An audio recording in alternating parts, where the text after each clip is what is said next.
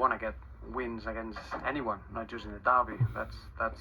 That's quite clear. But I think today we were very unfortunate that we couldn't collect the 3 points. What is clear that we got a performance that could allow us to go into any derby and make sure that we are competitive and we get the win that we want, and we want to celebrate with our fans. We deserve to win the game. I think it's just if we could think more composure in our possession in the first half. I think we could have scored more. Danny, as weeks go, that's not a bad one you've had. No, it's been great, as you can imagine. Obviously the news of being called up, going into the derby game and getting a goal as well. It's just a shame it wasn't a perfect week with a win today.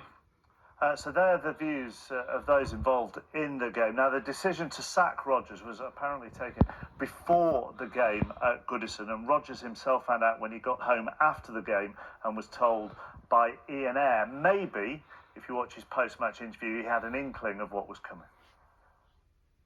I think what probably maybe is forgotten is that we've lost 4 real catalysts out of this team in the last couple of years, and that's huge for a team like ourselves. So it's been a constant rebuilding here, and this season it's about that as well. So this team, whether it's me that's here as manager or someone else, will need time because there's lots of new players in, and that's unfortunately how it is. Let's ask you both. I'm going to start with you, Alan. Do you think he's been hard done by? Well, no one wants to see a manager being sacked. Let's get that clear from the start. But the bar was set when the owners sacked Kenny Dalglish for finishing 8th, getting to 2 cup finals and winning one of them. So that's what Brendan Rodgers had to improve on. So that's what he took over. So from there to now, I don't really see much progression. As tough as it is, with the money that has been spent, one of Brendan's first things when he went into Liverpool was he talked about a philosophy, which I know many people were slightly confused about that. And looking from the outside now, that a philosophy for Liverpool is, I don't see an identity. I don't see people can see who their best players are, what the plan is, what their best system is. So from that point of view, I was pretty confused. Hard done by? No, I don't think so.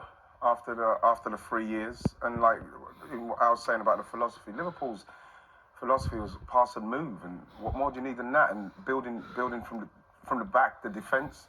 And I think that as much as people talk about is the Suarez season, I think you've got to talk about the amount of goals that they've conceded and how they've defended. Even the players that he's brought in have not really made much difference. And we're talking about somebody who's lauded out as the new generation of this new age coach.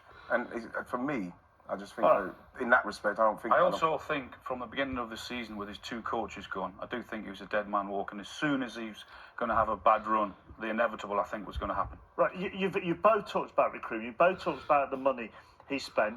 He himself said in that interview, it feels like it's been a constant rebuilding process.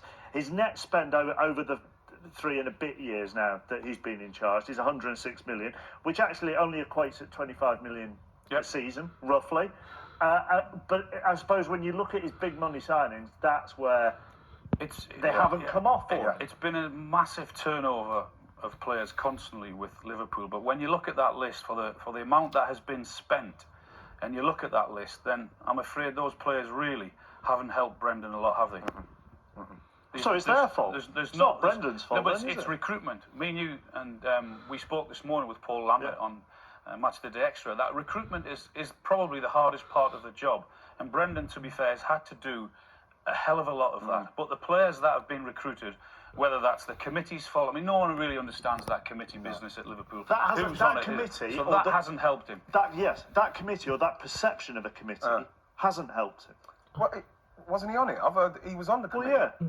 So I don't know. He's got to be. He's got to take some of the blame and the flack with that, because he was on that committee. You know, he said he didn't want Balotelli a week before, and then Balotelli was signed. Has he got to say or hasn't he got to say? I don't know what's going on with their committee. At the end of the day, like I said, the players that he's brought in, even with the defence, I can't understand why Agger went. I heard that he fell out with Agger, but the defence has not improved. Not at all. Does the next manager have to make sure that he is the main man, that everything that goes on at that football club is done through him and buy him. And you can see who is odds-on favourite in Jurgen Klopp. Well, the two guys at the top of that obviously are available, and they're available now. But I would be pretty certain that the first question they would ask was, or demand, would be transfers. Who's in charge? Who's in charge of players coming and who's in charge of players going? He still gave them that amazing season in Rodgers. I am partly playing devil's advocate, but he gave Liverpool fans an amazing season when they nearly won the title. Yeah, but then you're talking about Suarez, Sterling just coming through flying, Sturridge was flying, Gerrard was still there, Coutinho was starting to kick in. All he needed to work on was defence because that team could take care of itself. You can't. You could take, a load of managers could go in and do stuff with that team and they finished there. I'm not going to take that away from him. But I think that Suarez and those players was what done it. His job was to make sure they didn't concede the goals for them to win that league, and he didn't do that. We shouldn't forget there was a game of football. There was a game of football played. This is a very long time ago. And you want to praise Romelu Lukaku? Well, I like him. I like him when he gets his angry head on. I like him when he's big and strong and aggressive. When he wants to play. All